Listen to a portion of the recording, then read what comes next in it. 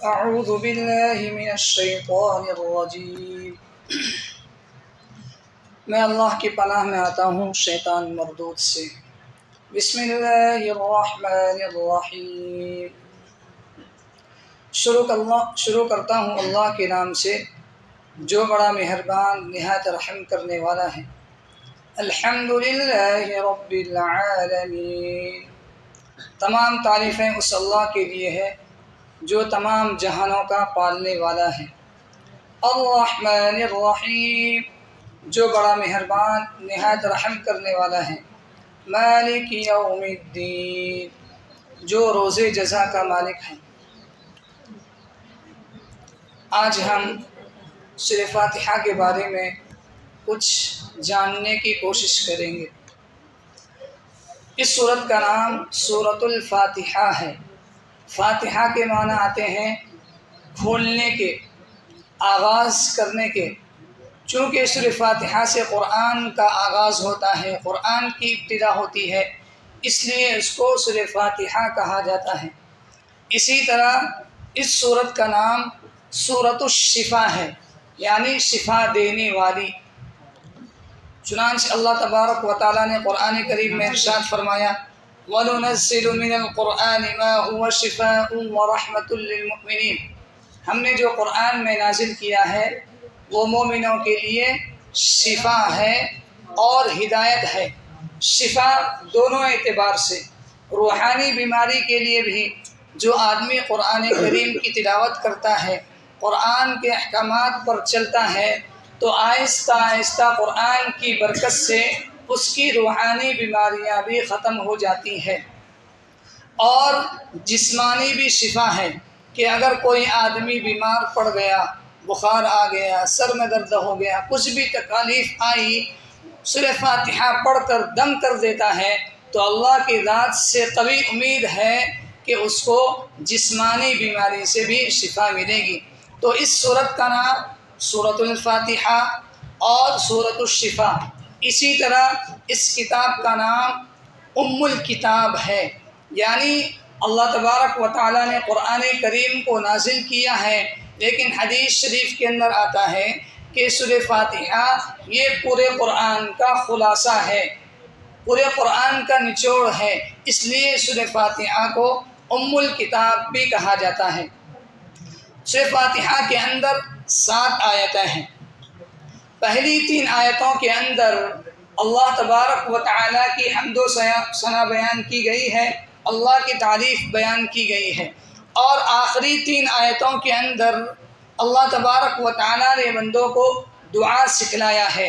اور 20 کی جو آیت ہے ایاک نعبد و ایاک نستعین، یہ دونوں چیزیں اس کے اندر مشترک ہے کہ آدھے حصے میں اللہ تبارک و تعالیٰ کی تعریف ہے اور آدھے حصے میں دعا ہے۔ تو سب سے پہلی آیت الحمدللہ رب العالمین، اس کا معنی ہے تمام تعریفیں اس اللہ کے لیے جو تمام جہانوں کا پالنے والا ہے۔ الحمد، حمد کے معنی شکر کے بھی آتے ہیں اور تعریف کے بھی آتے ہیں، لیکن یہاں حمد تعریف کے معنی لیں گے، اگر تعریف کا معنی لیں گے تو شکر کے بھی معنی پایا جائے گا۔ الحمدللہ رب العالمین، تمام تعریفیں اس اللہ کے لیے ہے جو تمام جہانوں کا پالنے والا ہے۔ رب، یہ اللہ تبارک و تعالیٰ کے ناموں میں سے ایک نام ہے۔ ویسے تو بہت سارے نام ہیں۔ اللہ تبارک و تعالیٰ نے قرآن کریم میں ارشاد فرمایا: وَلِلَّهِ الْأَسْمَاءُ الْحُسْنَى فَادْعُوهُ بِهَا۔ اللہ تبارک و تعالیٰ کے بہت سے پیارے پیارے اچھے نام ہیں، تم جس نام سے چاہو اللہ تبارک و تعالیٰ کو پکار سکتے ہو، لیکن ان ناموں میں سے رب کو لایا گیا یہاں۔ رب کس کو کہتے ہیں؟ رب کہتے ہیں ایسی ذات کو جو بتدریج کسی کی پرورش کرے، آہستہ آہستہ کسی کو پروان چڑھائے۔ اس کی مثال سمجھیے کہ جب بچہ ماں کے پیٹ میں ہوتا ہے، 9 مہینے کے بعد یا 10 مہینے کے بعد وہ دنیا کے اندر آتا ہے تو وہ کھا نہیں سکتا، پی نہیں سکتا۔ اگر ہم اس کو روٹی کھلائیں گے تو نقصان ہو جائے گا، چاول کھلائیں گے تو نقصان ہو جائے گا، اس کے اندر پچانے کی، ہضم کرنے کی صلاحیت نہیں ہوتی، اس لیے اللہ تبارک و تعالی ماں کے چھاتی میں دودھ کو جاری کر دیتا ہے۔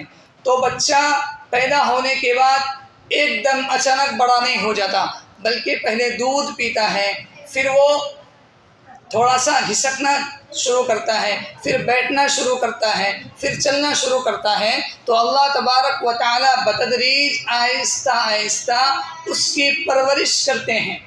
تو اس لیے رب کہتے ہیں ایسی ذات کو جو بتدریج آہستہ آہستہ اپنے بندوں کی، اپنے مخلوق کی پرورش کرے۔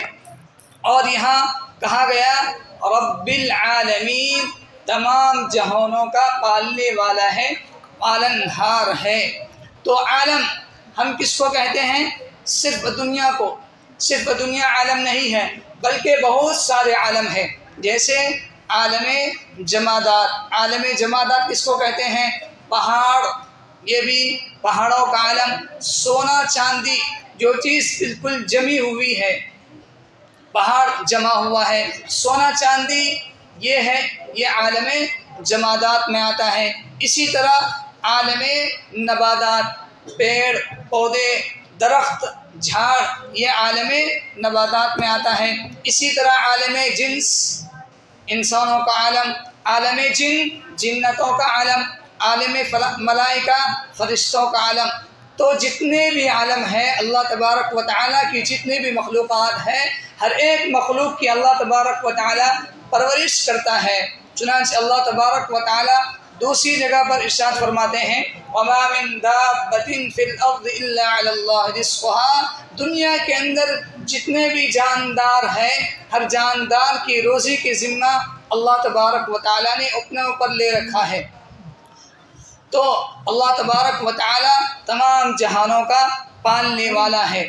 الحمدللہ رب العالمین، تمام تعریف اس اللہ کے لیے ہے جو تمام جہانوں کا پالنے والا ہے۔ اللہ تبارک و تعالی ہم سب کو قرآن شریف پڑھنے کی اور اس کو سمجھنے کی اور اس پر عمل کرنے کی توفیق عطا فرمائے۔